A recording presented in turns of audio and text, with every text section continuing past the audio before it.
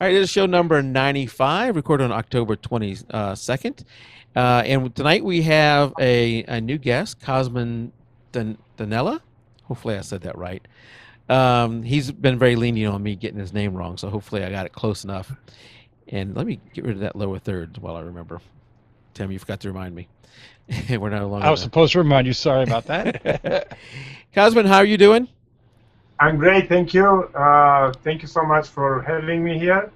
I'm a little nervous, but excited. So yeah, let's Don't be get it on. nervous. Well, Tim and I are very fun and easygoing. So, for anybody who's new to jpeg2RAW, jpeg2RAW is a weekly photography podcast where we interview great photographers like Cosmin, and we get great recommendations from our listeners. Is one of our listeners, Cosmin, who pointed us in your direction, Jackie, who I think is out there. Is a huge fan of yours, amongst other members of our group who are huge fans of yours. And she pushed me and said, "You've got to get in touch with him. You got to get in touch with him." So we're so thankful you came, where we could work out a time and you can come on the show. And Jackie's out there in chat right now. I'm looking. Hi, Jackie. And I know you probably didn't realize you had so many fans down. I don't know where Jackie lives. She lives up there, but you had fans all over the world like this, did you? Well, I do. I have Google Analytics, so I can see stuff like this. But yeah, this is it's very. I don't know.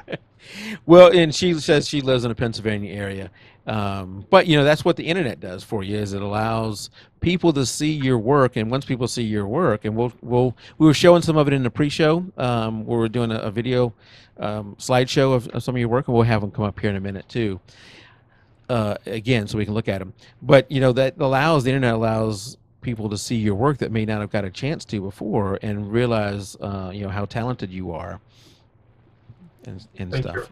Yeah. Thank you. They're out there in chat talking where they're coming from: Pennsylvania, Illinois, Montreal, Washington D.C., and of course, Tim, you're in the New York area. I'm in the Atlanta area. So just on this show tonight, you have, all over the United States and Canada. Awesome. And speaking of Canada, that's where you are based in Canada, right? Yes, I'm based out of Edmonton, Alberta. Okay. So it's 2 hours earlier here. Okay, so it's 6:30 ish there. Yes. Yeah. Now, down here, it is just now starting to get a little. The fall's coming in, I should say, and the leaves are starting to change a little bit, and we're getting Tim, Starting to change. I'm starting to run out of leaves. No, we're just starting to change, and I think that later this week we're going to have a low of 37 one morning. Yeah, I think we were down to 34 the other day. But up there where you are at, Cosmin, is winter starting to roll in, or what is the weather like up there with you guys? It's still okay, surprisingly. But when winter is coming, it's coming and it's staying forever. And It comes with seas. And the reason I bring up the weather is because of where you are. The weather really impacts your business. Yes, it does. Yes. And limits your, at least for the weddings, it limits your wedding season, right? Tell me about how the weather impacts, as a wedding photographer. How does the weather impact your business? Well, it impacts pretty much everything because everything freezes. But especially, let's say, outdoor activities, they are pretty much dead for 6 to 7 months. You can do a lot in, I don't know in Fahrenheit, but it sounds scary. It doesn't matter. It's Celsius or Fahrenheit. It's like minus 30, 40. It's Wow. not good. So yeah, it's. I just had my last wedding in Canada last weekend. So this is pretty much it for where I live, for Edmonton. I'm not saying there are still a few weddings here and there, but most of them are done by now. Okay.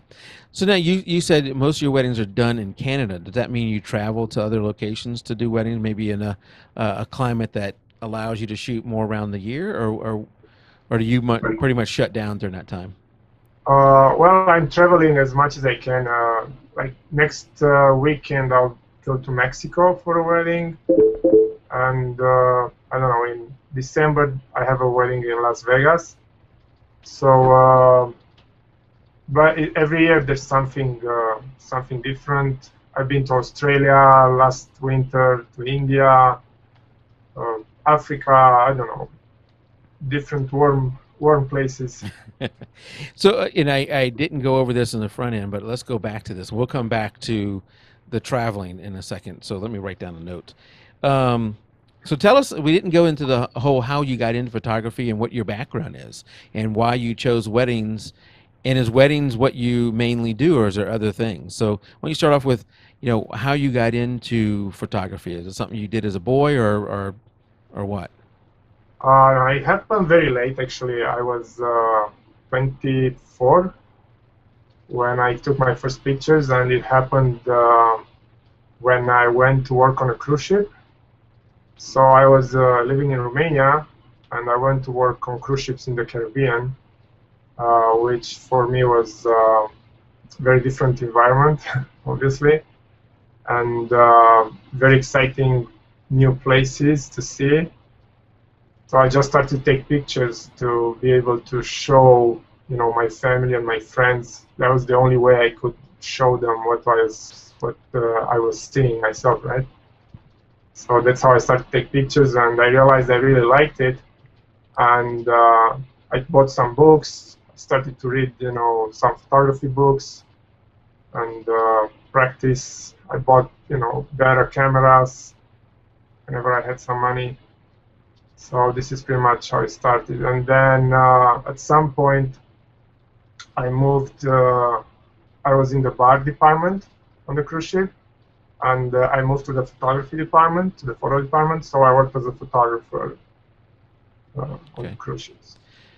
So you made a big jump from cruise ships in the Caribbean to photographer in Canada. Yeah, it's a big jump. In I don't know, in different dimensions, I could say.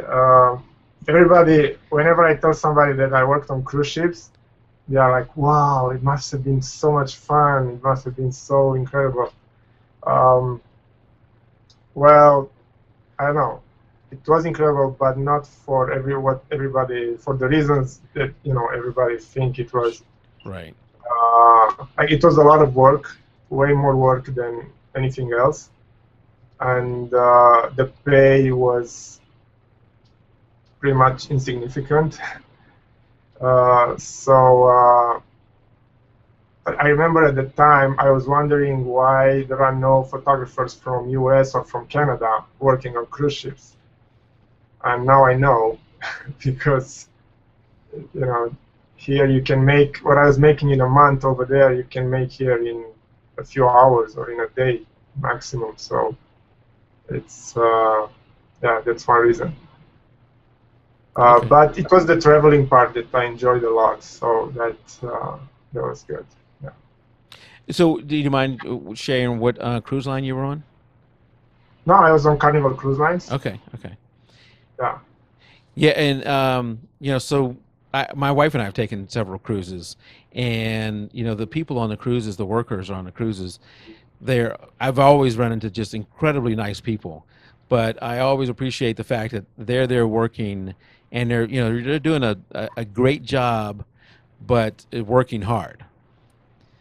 And Yeah. the last time I was on there, I was taking some shots, and one of the guys who worked there, I guess, he had some time off or whatever, and he came over and was asking me about the camera. So I was talking to him about the camera because I love sharing, and that's it's a good point in life is you never know the person you're meeting, whatever they're doing today, you never know what they're going to be doing tomorrow. So be nice to everybody you meet. Yeah. Sure. And it's too bad I didn't run into you while you were on a cruise, although I don't think I've gone on Carnival. So you leave. So maybe you said this before, but I was paying attention to something out in chat. Oh, I'm sorry. Just That's okay.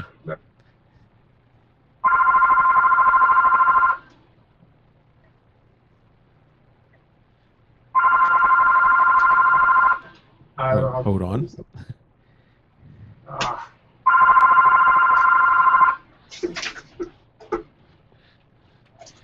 If you're out in chat and you're having a freezing issue, I refreshed the page and it seemed to fix it for me.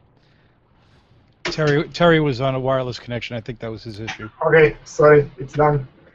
Yeah, Sorry. wireless, or if you have a slow internet connection, it may be a little bit of a trouble because we're streaming at close to the limit of DSL. So Sorry. I'm sorry. Can you repeat the question? The I last was question. making more of a statement to to chat there, and I'll come just a second. And everybody heard your phone. They're wondering, hey, I thought it was my phone. They went to answer their phone. Nice little joke. But now, what took you from the cruise line all the way up to Canada? Well, cruise line was just I was just there for contracts for a period of time, every time, like for 6-7 months at a time. So it wasn't a permanent job or anything. Okay. So after a while, like I was pretty much done with cruise ships in 2004, I think, something like that. And then we simply immigrated to Canada in 2007. So yeah, it's a completely different path. Okay. And so you moved to Canada, and at that point, did you go straight into photography, or did you, Yeah. Okay. Became a full-time photographer? Pretty much, I worked for Sears Portrait Studio Okay. for about 2 months. Yeah. They needed people for the Christmas season. This was just immediately after I arrived in 2008. So since November till January 2009, and then I was on my own. I applied, I sent resumes here and there. Nothing really happened, but I was really lucky that I did a few photo shoots, and I was really lucky that I don't know, people liked what I did, and they started to hire me. Mm-hmm. Well, that's always a good thing. Yeah. Because that's I got to imagine that's the hardest part of starting a business, just getting a client base, and then once you have some people and they like your work, then you get referrals and you get busier and busier. Yeah, that's pretty much how it worked. Well, we only knew basically. We had family, like my wife's sister lives here, and she's married. So I did a photo shoot for them, and pretty much from that photo shoot, I got other people that wanted pictures, and yeah, that was it. Right. One thing led to another, and if you do good work and people know it, they're going to recommend you. So. Yeah, Exactly. I think that's with any new business. Getting the sales up and running, getting the business up and running. Those first few years, at least, are just really difficult. And so, was it a little scary when you decided to become a full-time photographer and basically live off of that? Well, it was, but again, I think I got lucky because I know, there are lots of people that are trying to, make it in this business, and not everybody can. I mean, probably, there are different reasons, but working hard is one thing. Being talented is another thing. But you can work very hard. You can be very talented, but without a little luck, you're not gonna get very far. Sure. I've met lots of people that work hard that are very talented, and nobody knows about them, and they are starving to death pretty much. So, what do you think was the key for you to? It had to be more than just luck. There has to be skill and maybe the business side too, that allowed you to break out from those other people you just mentioned. You know what? It's still a mystery, and I'm still trying to figure out. I'm not good at sales at all. Like, I'm the worst person at sales. So I'm not business oriented or anything. I consider myself very passionate, I'm passionate about photography in particular. So probably that's one thing that people can see. When they see me working, when they see what I do, probably that's one thing that it's kind of obvious. Um, Other than that, I think what went well was my brother-in-law at the time. He had lots of friends on Facebook, Hmm. so he posted the pictures that I've done for them, and there was there like people, his friends saw the pictures and they said, "Oh, okay, let's also." Something, and most photographers are going to hate me for this, but it's true. I think it's true. I mean, what I think was very helpful was to start with very low prices, and that's what pretty much I did. One reason was that I didn't even know how much I should charge. I came Sure. from Romania. In Romania, the most expensive wedding I've done was around $250, Wow. something like that. So I came here. I was afraid to ask. I remember my first wedding. I asked $600, and I could swear, they're not gonna even talk to me ever again. They're not gonna even say hi ever again We're to me. mad at you. Yeah. Yeah, exactly. So because nobody, honestly, I know all big time photographers. They will tell you, oh no, you should charge more and you should do this. But when you ask them, okay, how much do you charge? They never tell you anything. So it's yeah. Well, it's hard for someone who isn't established, somebody who is getting established, to come out and charge top dollar because, what client is going to want to hire someone that is not already established and has a great body of work at top dollar. But the other struggle I hear often people talk about is, if you start off too low, getting the prices back up later on becomes difficult. So I imagine you're not still charging $600 for a wedding, right? Yeah. So how did you come about going from? And I'm not going to ask you what you charge now unless you just want to tell us. But how did you go from what you were charging when you began to what you're charging now? Was it just one day I'm just going to raise it up, or did you do it over time? It And took me how a while. that You can ask impacted? me anything. I can tell you how much I charge now. It's not a big deal. So whatever you want to ask me, it's fine. Um, it took me a while to realize, especially that I'm doing mostly this East Indian weddings, and they are very very different from, let's say, the regular North American weddings. Hmm. I'm not sure how to call them. Yeah, I didn't know Uh, how to call them either because they're not. I can't say normal weddings because if it may be normal to me, but if you look at the total number of weddings in the world, these may be the normal weddings. yeah, exactly. For me, these are normal weddings. Yeah. So normal is not a good word. Maybe Baptist, Catholic, that kind of stuff versus these. Yeah. I'm sorry. Go ahead. Yeah. Well, probably the biggest difference, the most striking difference would be the number of days, over that they take place. Like an Indian wedding is anywhere from 3 to 5, 6 days. Wow. So it's it's completely different. Like I used to watch all these workshops with from different photographers. Probably none of them have ever done an Indian wedding, a 5-day Indian wedding, because whatever they say doesn't apply to an Indian wedding. Yeah. Like No, people. I can't even imagine what they would charge because they already charge a lot for a wedding that's taking maybe 12 hours of a day. Now you're going to talk about it 3 to 6 days. I can't even imagine Yeah. how they would structure that. And over the Yeah. 3 to 6 days, are you there 10, 12 hours a day, or is it like you? No, no, no, no. It all depends. In the beginning, it used to be like, in the beginning, I used to charge for the whole wedding because, again, I didn't know. Yeah. They just told me, okay, we need a star for the wedding. I said, okay, so it's $2,000. By And the way, the then, wedding's 6 days. yeah, yeah. So yeah, I used to spend with them like 4 or 5 days in the week. It was like I almost moved there. Uh, so it was fun. It was. it was pretty much an incredible experience, and it is like every photographer should try it at least once. For me at this point, this is my favorite type of wedding by far. Like I enjoy it a lot. I enjoy being I don't know. It's everything. It's the food. It's the music. It's the colors. The It's colors are the fantastic.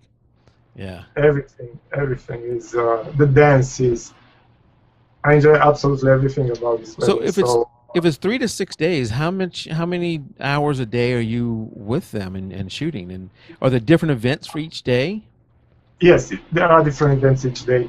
And now nowadays, because I charge by the hour, it's There we not go. that many hours, but it could be like before the wedding. In the days before the wedding is I don't know, 3 to 4 hours a day probably. Then the wedding day is pretty long. It's 12 hours. Yeah. And then the reception day, usually the reception is the next day. The reception is maybe 6 to 7 hours. So in total, in average, maybe a multiple day wedding would be, I don't know, 20 to 25 hours probably somewhere. Wow. Yeah, that is even for I mean that's double what a normal no, I said normal, what a Catholic or Baptist wedding would be. I would think, even if you include the reception, it's not going to be much more than it's not going to be even 12 hours, right? Right. Yeah, not even Yeah. close. Yeah. I remember 2 years ago or something, somebody from Toronto, they posted a question on Facebook in a Facebook group, and she said, "Oh guys, what should I do? I have these clients. They asked me for 8 hours to shoot 8 hours on Saturday, and I never shot more than 6 hours. So what should I do? What should I charge? Like something like this. Like it sounded so funny for me. I never shot less than 8 hours. I don't know at the time. So if you're shooting, close to 24 hours over total hours over a 3 to 5 or 6 days, how many images are you shooting in that time frame?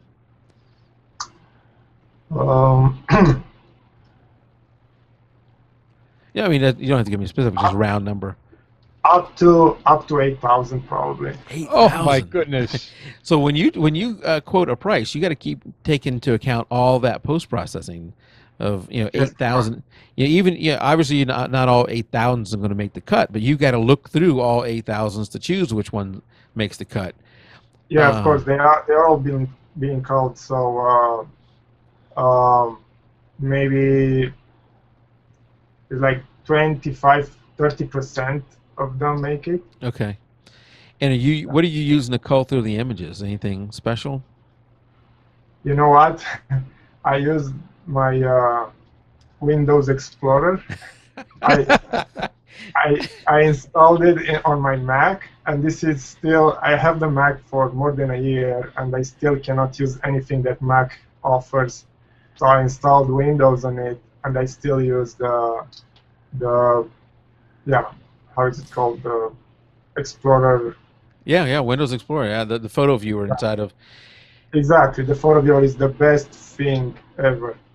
Well, I've never had to go through 8,000 images, and if it works for you, I never want to tell somebody to change their ways if it works for them. Yeah, But really. so keep that in mind when I say what I'm going to say. I'm a lover of Lightroom. I might go out and shoot 1,200 or 1,300 during a sporting event, so just a fraction of what you're shooting. But I can go through them fairly fast in Lightroom. I do know some wedding photographers or some high volume shooters who use. Do you remember the name of that program, Tim? Does anybody out in chat remember? Photo Mechanic or something? Yeah, Photo Mechanic. Yeah, I don't know what the price of that thing is. Maybe somebody can look it up and let us know. And people who go through a lot of volumes swear by Photo Mechanic, and then they may take it from there into Lightroom or Photoshop, but they swear by that program. So after you've gone through them in Windows Explorer, what do you use to do your post processing? Because we're streaming these photos. I don't know if you were able to see the ones we're streaming through here.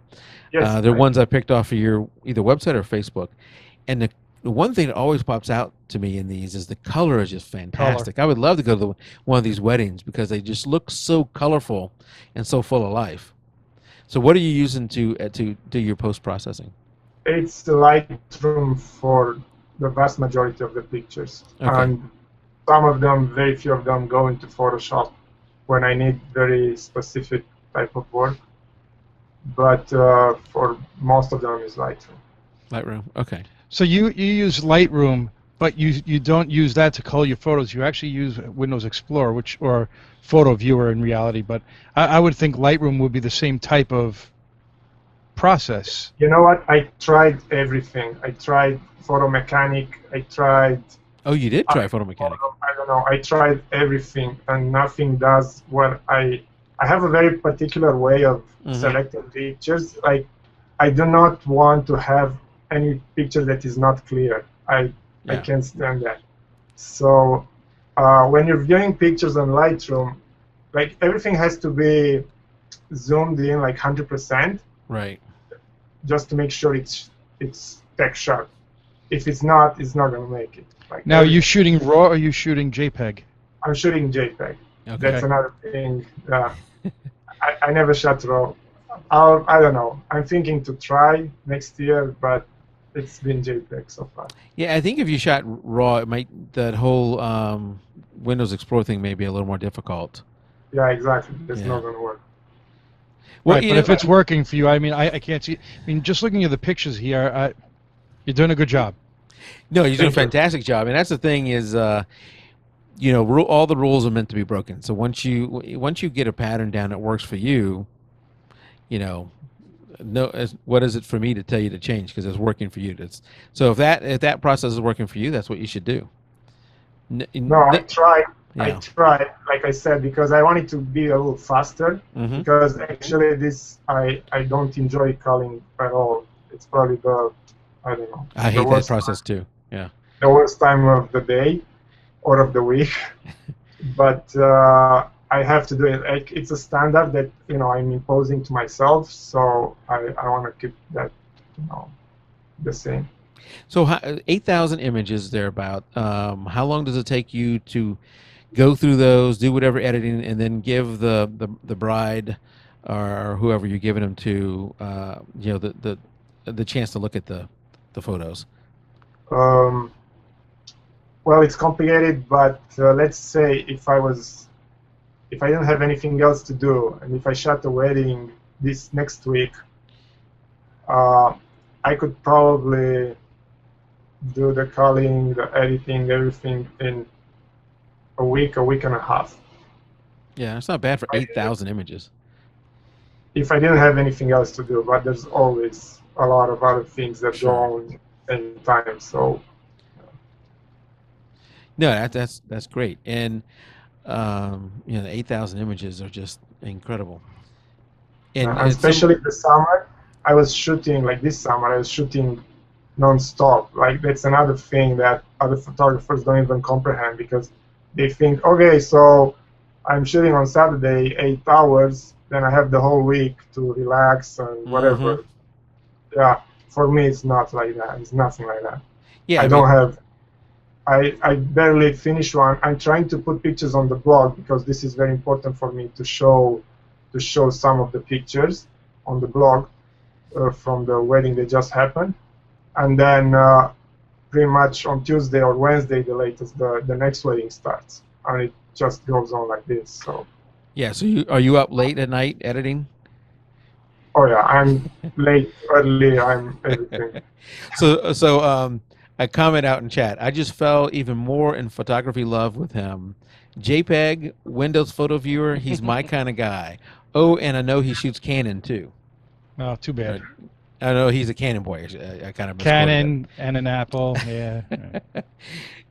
So going back to that. So you shoot Canon. Do you have a favorite lens or lenses that you like to shoot for the weddings? I think they change every year. Like, since last year, I think I bought the 135 2.0. And let's say it's been my favorite since I bought it. But probably the most used lens I have is the 2470. 24/7. And guys out in chat, I'm showing some of his photos from his website and from Facebook. We'll have the links in our show notes. As good as these look here, I am having to compress them for the stream, so you're not seeing them at near their real quality. You'll need to go to his site, go to his Facebook page, and look at them there where you can really see them, and his blog. And I'll have all those links in the show notes. So I did have some questions about like the painting that is done on the hands and the arms. What is the significance of that? Because that looks so intricate. That must take a long time for somebody to do. It takes, depending on the Mehndi artist. It's called Mehndi or henna. You might have heard of it as henna. Okay. In India, it's called Mehndi. So at this point, it just has artistic purposes. It doesn't really mean anything. Like you have different design. It can be Indian, it can be Arabic. I don't know, different designs. But it's only you can see in the pictures sometimes that only the bride has very complex designs. Sure. On her hands and feet. The other women or the other girls at the wedding have just a little bit on their hands, maybe on one hand only. But yeah, the bride has something more complicated. Yeah. And is some of it looked like it was thick? There's one shot you have. I think it's like one of the main shots on your blog right now that looks like it's somewhat thick. So it's not necessarily just a ink in some cases, right? No, it's the ink. It's something. It's a natural mix that these Mehndi artists, they make it, and they apply it, and then that comes off, and then what you see, like the painting on the hand, that's what it stays there for a few days or weeks, depends on how good it is. But the thick one that you see is just. That's how it looks like in the day when it's applied. Okay. But it comes off like during the night or next time when you shower it comes off. Yeah. Okay. There was a question out in chat before I lose it here. Is out of all the weddings you've covered, is there any one that stands out the most? And hopefully that's not one of the brides or grooms that you've shot and they're asking a trick question here. They can ask. It's well, I have to say it's my first Indian wedding because it was so different for me, so different than anything I would have ever imagined, and it was very emotional at the same time. And spending time, especially with the bride, for 5 days, I think. Like every day I was there. We were eating together, taking pictures, doing everything together. So yeah, it was a very, very complex and emotional. Well, how did you prepare for that? I mean, did you know what you were getting into at that point? I mean, if I was to somebody say to me, "Go do an Indian wedding," I would have had no clue what they meant. I would have just assumed it was a normal wedding. There goes that normal wedding that I'm used to going to. Hopefully you do some research, Tim, before you go out there and shoot. I did not. It was a Sikh wedding, so the Sikh wedding ceremonies take place in a temple called Gurdwara, so it's a Sikh temple. And so I've been before the wedding. I asked the bride. I told her, what? Can we go before the wedding to one of other random wedding at the temple? At the same temple where your wedding is going to be, just so I can see what's going on, and maybe I can scout the location a little bit for some pictures. I mean, for some ideas for pictures. So we went together and we witnessed the wedding that was taking place on a Saturday. And then I kept asking her all kinds of questions about the rituals, what's most important. I took notes. So I didn't, so I don't forget whatever was most important to capture. So yeah, that was pretty much what I did. But you know what? Even now, after quite a few weddings, there are still surprises. There are still things, that don't go as planned. Sure. Especially with the Indian weddings, there is, I don't know, it's a very interesting way to put it. Nothing really goes as planned. So it's So how many do you do a year? Would you say how many weddings do you do a year? in the last 3 years or 4 years, I've done 25 weddings a year. 25 weddings a year? Yes. Wow. And all of them are the 3 to 5 day, 3 to 6 day type, or do you? Most of them are multiple day weddings. Wow, Most. that you're a busy guy. Yes, I am busy. I gotta imagine that spending that kind of time with the bride and the groom, that you develop a relationship with them that maybe a normal photographer. I think all photographers develop some kind of relationship with the bride and the groom. Maybe more so the bride. I don't know. Maybe different wedding to wedding. So most photographers do when they're doing Baptist and Catholic weddings. But someone who's going to spend the kind of time you do with them, you probably get develop even more of a relationship. Do you feel that? Definitely. And my problem is that I'm not very sociable, let's put it like that. So that's not good for a photographer. But I guess people got used to my style. Like I don't talk too much. I just take pictures. I just move around and take pictures of whatever happens. Probably it has to do something with my style of taking pictures, because I do not like to interfere with whatever happens. I don't like to arrange people. I don't like to arrange things to move around and stuff like that. I like to keep it as authentic as possible. Mm-hmm. So yeah, probably it has to do with my style of photography. But yeah, it's definitely it's an opportunity to get to know people much better than over one day or a few hours. Do you have a second shooter that goes with you, or are you doing this totally solo? For most of the part, it's just me. In the wedding day, there's always a second shooter. Okay. Always. And looking through some of your photos, the ones I picked, and I just picked a very small number of your photos on your site. It looks like I picked some from the wedding event. I'll call it the wedding event, the multi-day thing. But some of them look like they may be more of an engagement type shoot. Is that right? Like, see if I can pull one of them up here.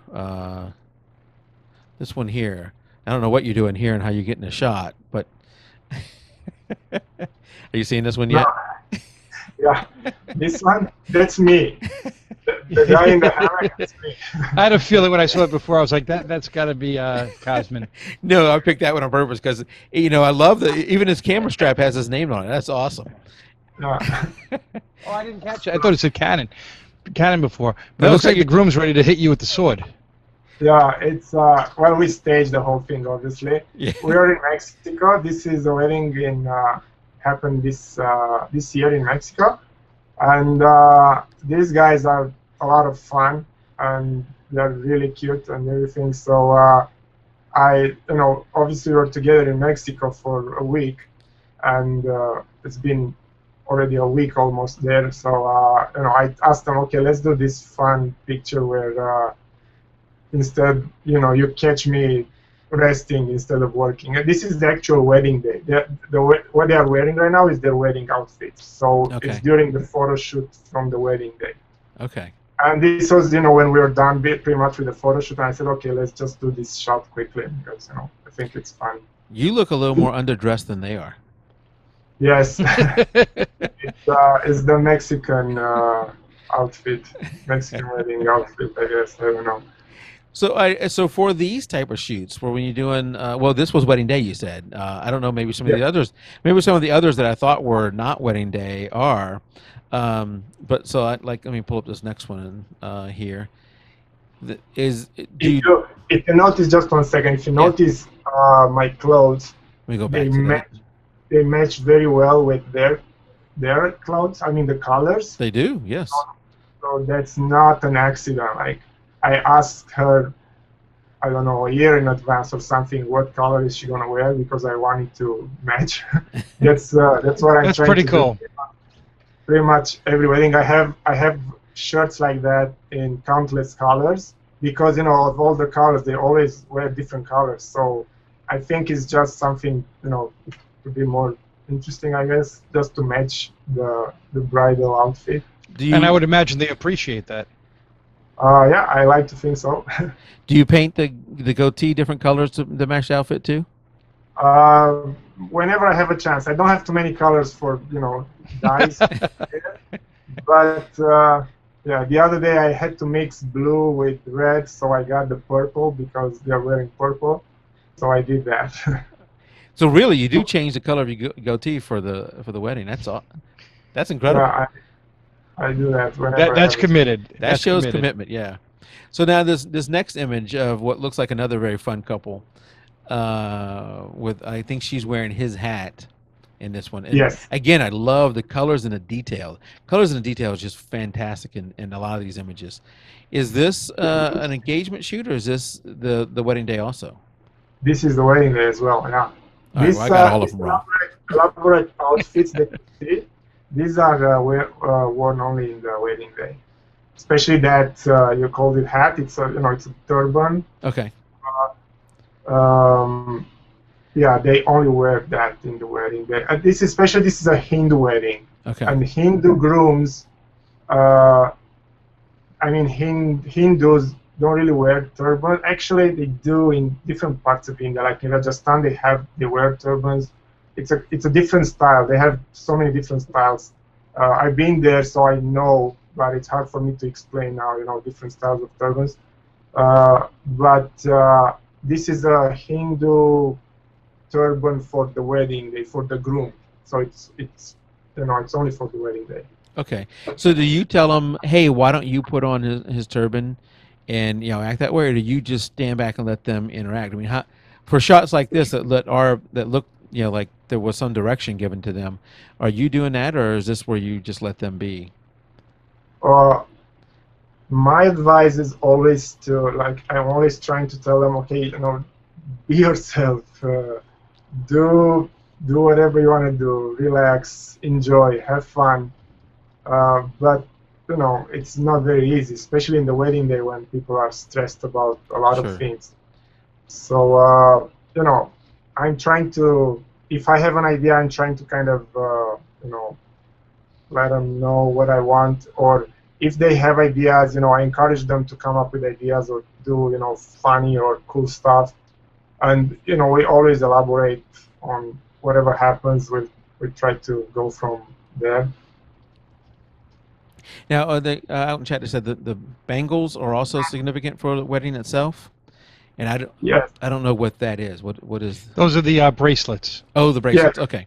bracelets. Yeah, those are the bangles are the wedding bracelets. So whenever you see um, a woman or a lady wearing so many bracelets on her arms, Yeah. that's pretty much, it means that she just got married, because they're Okay. supposed to wear those for a few months, like up to a year. So if you see them, walking on the street like this, it means they just got married recently. Oh, really? Okay. Yeah. That's what especially in an event that is so rich in culture like this and has, it's over multiple days. It's very important that you know what the important shots are. What shots you need to make sure you got.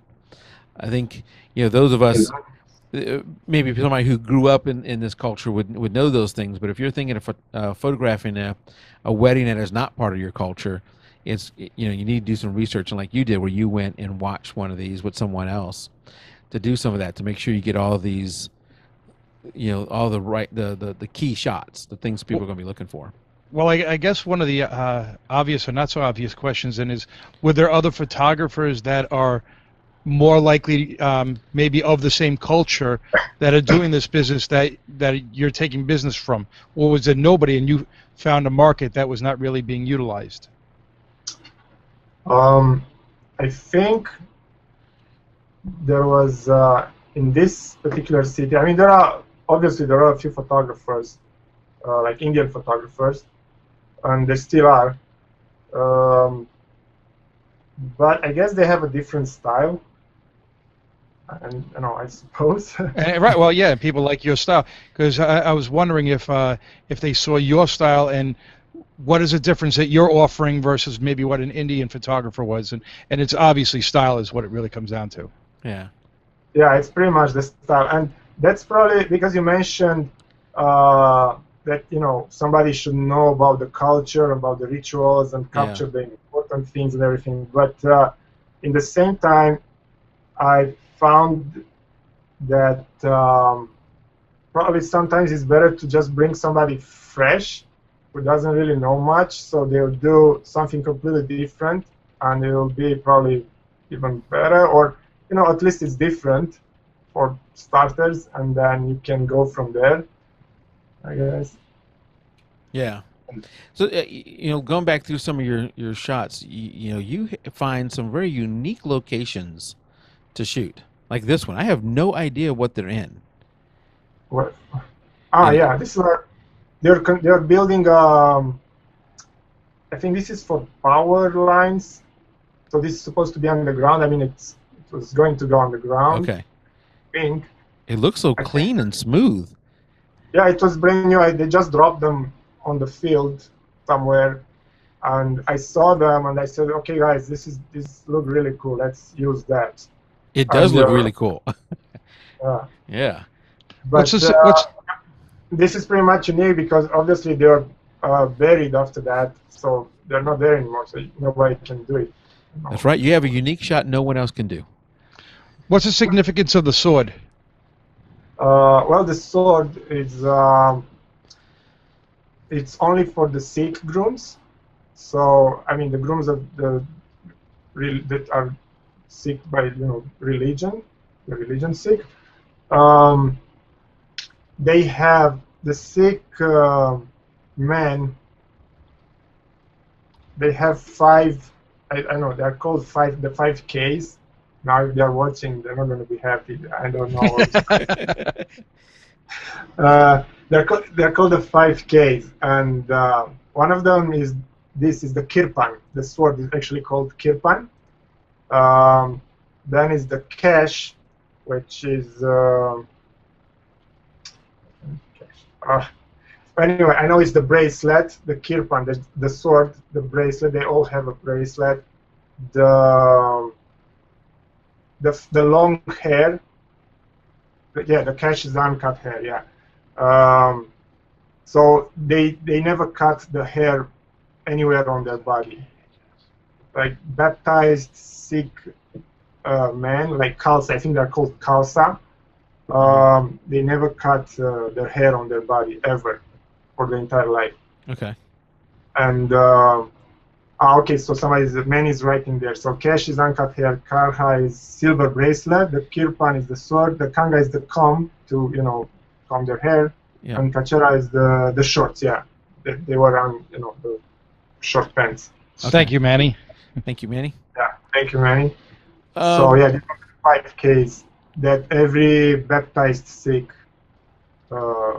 should have always. Okay. As when you were getting involved in this and starting to shoot these weddings, did you come across are there any things that are off limits that you're not supposed to shoot? Like maybe there's sacred moments that there's no photography during that shot. I can't think of anything offhand. That there are a few things you're not supposed to do. Like for example, during the Sikh wedding ceremony, you're not supposed to turn or any time for the matter, you're not supposed to turn your back to the holy book. Okay. To their holy book. There are a few different things here and there. But yeah, probably that's the most strict thing. Other than that, it just depends on people. Like sometimes I'm in a corner and somebody says, "Oh, you're not supposed to be there." Okay, but next day it's fine. Stuff like that. Yeah. Okay. And I know, speaking of things you're not supposed to do, I don't know what the rules are in Canada or where this was shot, but I know in the United States, and there's been a recent uproar about railroad tracks. I love railroad track shots. So I love this shot. And I'm not here to debate whether railroad track shots are legal or illegal. To me, I don't know how a train sneaks up on you. But people have died on railroad tracks. What are the rules up there in Canada as far as shooting on railroad tracks? I have no idea. I'm just, if I see railroad tracks and if, you know, the couple is willing to use it, we just go there and use it. That's it. I have no idea about any rules. Well, we're not going to debate the rules here. I know, and some people have strong opinions one way or the other on them. I love this shot, and that's all I'm going to say. Well, it's interesting in this shot also. It's the depth of field looks very odd in this because like right after her foot, it changes to out of focus. Yet he's kind of in focus. A little bit. He's kind of out of focus too. He's not but he's not out of focus as you would think. I don't know. It for me it works. In Oh, it looks great. It's about her in this picture. Yeah, and yeah, I do too. So another shot I love that's not going to be nearly as controversial as this one is the one of the bride catching a taxi. I don't know, maybe she's running away from the wedding or something. already sick of the groom. But even in this one, the colors just pop. The color of the taxi, the lights. Are you doing any flash with any of these, or is all this natural light? This is all natural as far as I've seen so far.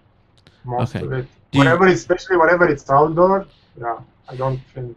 Indoors are you using? New York, so we wanted to use obviously the taxi. Like for me, I don't go to New York every day, right? So Sure. I know probably for photographers in New York this is lame, but for me, I really wanted to do this. Do you use flash when you're shooting indoors? Indoors depends. Depends. In the Gurdwaras, for example, there's a lot of light, so like this year, I very, very rarely used flash. Okay. But it all depends on what. In the whole, like where the receptions are, I use flash all the time because they don't have windows or anything. And Manny's asking, when are you in New York again? I don't know. Whenever somebody gets married, they want me there. Now, this one here is fantastic. There's again a lot of them that are fantastic on his site. Go look at those. But I love this one, is silhouette one here, with everything in it just works. Was the bird really there when you shot it, or did you add that in afterwards? No, it's there. I'll never add it. Oh, that makes it even better. The fact that that's not photoshopped in, that's fantastic. And the shape of the bird, it's like framed it. Nobody knows. I mean, I could put it in there and still nobody will know, but again, I have some standards that I cannot. So did you have to wait a long time for that to get perfect? I wasn't even hoping for the bird, to be honest. It just passed through and I was happy. Like I know somebody asked me about this shot on Facebook, and I told them I took, 40 or 50 shots like this, and there was this one with the bird, so obviously it was the winner. Yeah, I don't want to focus too much on a bird. I mean, it's nice in the photo, but that's there's a lot of other things in this photo that make the photo. It's of course the sun that's back behind them, the way it's shining through, the silhouette of the couple is just amazing. And then I guess those are light posts or whatever that haven't come on yet. Yeah, those are light posts. Yeah. This is one of my favorite shots of yours that I saw. All right, so we're actually coming up on the hour already. Can you believe that? Yeah, today went fast. It went fast. What do you? Let me switch this back to us. What are you wanting to do next? What is up next for Cosmin? Any locations you want to go shoot that you haven't shot yet, or anything like that? Oh, always. There are probably thousands of locations where I would like to go. I don't know, on personal level, you mean, or? Yeah, either one, personal and business. Yeah. Business, I can't really plan anything because, it's the people that come to me and say, I want you to shoot my wedding, so that's okay, awesome. This is what we're gonna do. So I don't plan those things. I'm just waiting for the couples to talk to me, right? And I don't know, most people would say that's unfortunate, but I don't think it's that bad for me. Business kind of takes all my time, but I really do what I love, like taking pictures. I really love it. So again, I don't see it as a bad thing. Yeah. And whenever I have a chance, whenever I travel, like I said, I've been to India a few times. I've been to Australia, to different places. I'm going to Vegas in December for a wedding. And after the wedding, I'll stay there for 2 weeks. I'll spend in northern Arizona, just wandering around and taking pictures, Grand Canyon, Monument Valley, and all that. So I still get, let's say, my personal stuff done, but still I take pictures. That's all I do when I'm on vacation and most of the times I'm even more tired than during the summer because I'm uh, I'm kind of obsessed with photography. So I wake up at 4 o'clock in the morning. I'm out before sunrise. So yeah, it's pretty much worse than wedding season. But this is what I want to do, so Yeah. it's all good. So how can I'm looking stuff up now. How can people find you? Because do you actually have a Facebook page? Because all I found was your Facebook, your personal page, Yeah, which I, that's it. There is a which I think I group. have up here now. There is a group created long time ago, 5 years ago, Okay. and I don't want to use it anymore because Facebook changed it so many times since it was created. Okay. And whenever I did something, Facebook just came the next day and changed everything around. So I just don't have the time to deal with whatever Facebook has, in mind all the time. So I just keep my personal page for now. But yeah, unfortunately, it stops at 5,000 friends. So I don't know, maybe Well, but people 600. can. I think people can follow you, so people can come to go to Facebook and then search for Cosmin, which is Cosmin, and then your last name Danila, and they search for that, and you see the image I'm showing now. I love this image too of you, where your hands are out like your hands are closer to the camera and big, and you're stretched out like that. You find that, and people can follow you. They don't have to necessarily friend you, but they can follow you, and then get some of that. So it almost creates it like that, like a Facebook page, and then you have a the web page, your web page, which is Cosmin Danila photography.com, right? Yeah, I'm gonna I'm gonna have to change that. Like this was supposed to be changed a long time ago. Again, I was really busy, which again, it's a good thing. So I can't really complain about it. But yeah, Yeah. I'll hopefully this winter I'll have some time to renew all my online presence. That is always a struggle for any photographer, for any, not even just photographers, for any business that is on the web, is you can create the greatest looking web page today, and a few years from now or less, it is outdated. You have to change it. It's such a struggle to keep your site, not your personal site, Cosmin, just a site, up to date and fresh looking. That is just, I don't know if everybody else struggles with that who has one like I do. The JPEG2RAW one, I think we're on our third or fourth theme, and I'm never happy with it. And I'm always looking for where we're going to go next. This this page that's Yeah. on right now, I've created myself from scratch. This is all in Flash. It's built in Wow. Flash, and it took me quite some time because I'm not a web designer or anything, so I had to learn how to use Flash and then do the whole thing. So yeah, I'll definitely not won't do this again Yeah. because I don't have the time or the patience. But yeah, I'll probably go with a WordPress template or something. Yeah, there's a lot of options out there, and WordPress is what we use, and there's a lot of other sites like that, options like that too, to make it a lot easier. It's still finding the right WordPress theme. Is If you go WordPress, you're going to struggle with that. Is what theme do I want to go with? Because I know. there's so many options, and as soon as you pick one, and the best ones you always have to pay for. They're not crazy expensive, but you buy one and you find one you like better, and how many of these am I going to buy? If you start buying too many of them, it does get expensive. Yeah. So we have your website here, CosminDanilaPhotography.com, and then you also have a blog. Link on your website over to the blog, and where we Yeah, can the come. blog is where everything happens. Like this is like I said, I haven't been keeping up with the website at all. Yeah, but the but blog is updated at least once a week. okay, yeah, and you know, I was scrolling through here. You got a ton of information, a ton of shots.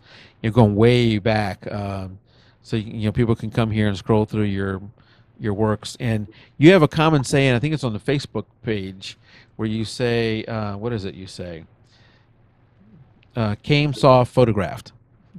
Yeah, that's the one for this year. Yeah, Yeah, this because year I'm trying to freshen up this. I can't remember what you had a saying for last year, and I was supposed to write that down. I don't think I did. What was your saying for last year? Do you remember? Uh, you can say it's in the album, the last year's album.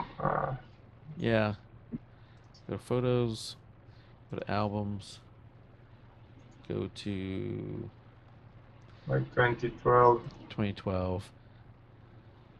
weddings, 2012. Maybe just click on that. I think it's the Chuck Norris one. The Chuck Norris one. Yeah, the Chuck Norris of photography. This is a joke. I don't know if how many. I don't know how many people got it, but yeah, obviously it's a joke. The Chuck Norris of photography. There it is. Yes. Anyway, that's yeah. Chuck Norris and Jackie wrote that out there in chat. So the people already beat me to it. My computer there was messing up a little bit getting to it. And I happened upon this photo right here of the bride in New York. Well, Cosmin, thank you for coming out tonight. We had a fantastic time. Hopefully, it wasn't too nervous for you. A little bit, but it's good. You did Good. great. Didn't show nervous at all. You did great. And anybody who came in late or had any trouble, you know, if your bandwidth was having trouble, you know, remember the bandwidth is only as good as the weakest link between us and you. So that may not have worked for everybody. Or if you had to leave early, which you're not hearing me now if you did. This is recorded. We'll have it out on iTunes, Stitcher Radio, YouTube, even TiVo and BlackBerry and Zune. So I don't know if anybody still uses BlackBerry or Zune or even TiVo. But it's out there, so you can get it through all those channels. It'll take a few days for it to get out there, but it'll come out. And if you want to know when it's posted, just watch our Facebook page, which is you know, Facebook/jpeg2RAW, and I will post it there whenever it's published. You can also join our Facebook group. Tim, we're now 970 people in the group, I think. I saw that. It is, Yes. and it's growing, you know, almost every day. So if you want to become a member of our group, come over there. We have a monthly photo challenge. This month is self-portraits using rule of thirds. I'm not sure how much we've stuck to the rule of thirds part of it. But, you know, self-portraits is the main thing there. And the winner is then selected, the finalist is selected by members of the Facebook group by liking the photos. The admins then pick a winner. The winner gets a $25 Amazon gift certificate, Amazon.com, I should say, because we've had some issues with people who don't have access to Amazon.com. We can't work that out. The winner gets that, and they get their face, their photo, not their face, their photo up on the cover photo for the group, and they get to choose the next challenge. So it's a real honor to win. You know what we're going to do again this year for the December challenge is we're going to do what we did last year, Tim, is Best photo of the year.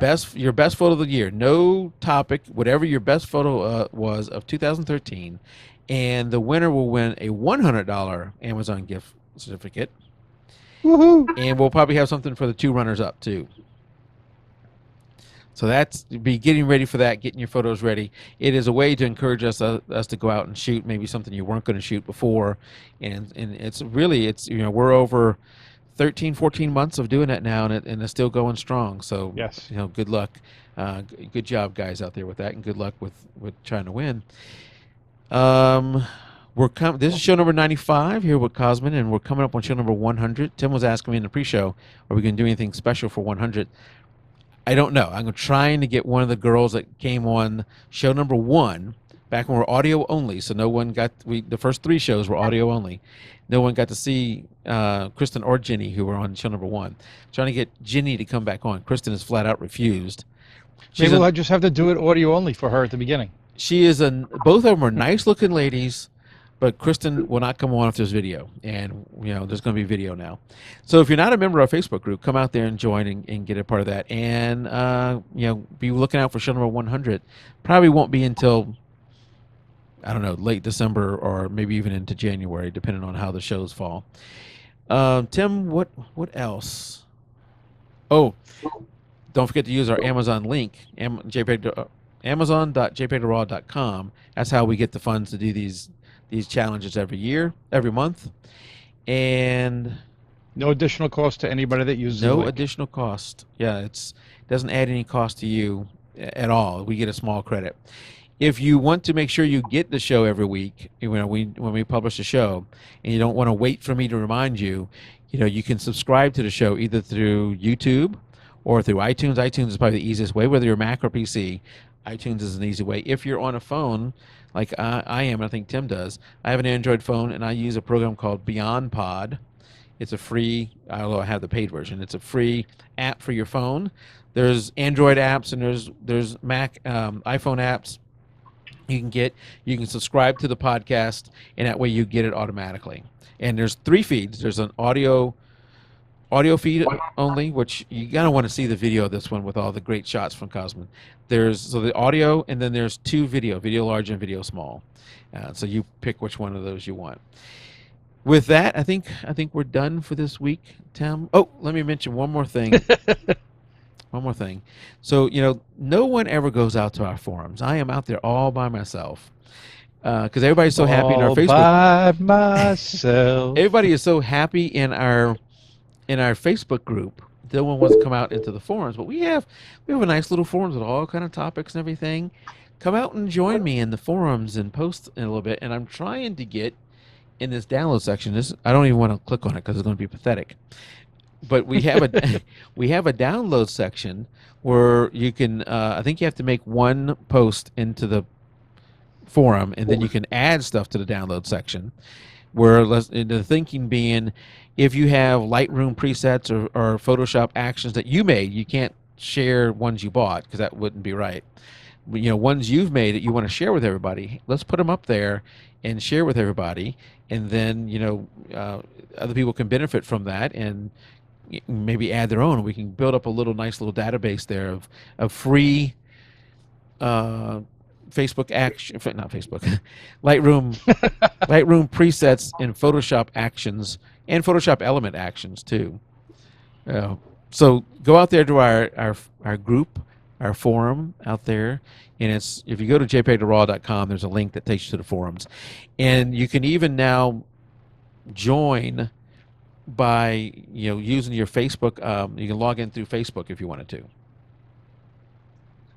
You don't have to do it straight from just applying or whatever, but you can do it that way too if you want to. So anyway, that's what I'll close with: is go out there and join me in the forums. I'm not all by myself. So until next week, and we'll be back next week for something. But until next week, Cosmin, thank you for joining. Everybody out in chat, thank you for joining. Hang out for just a second, and we'll see you next week. Till then, keep it raw. Good night, Good night, everybody. Thank you so much, everybody. Thank Cosmin.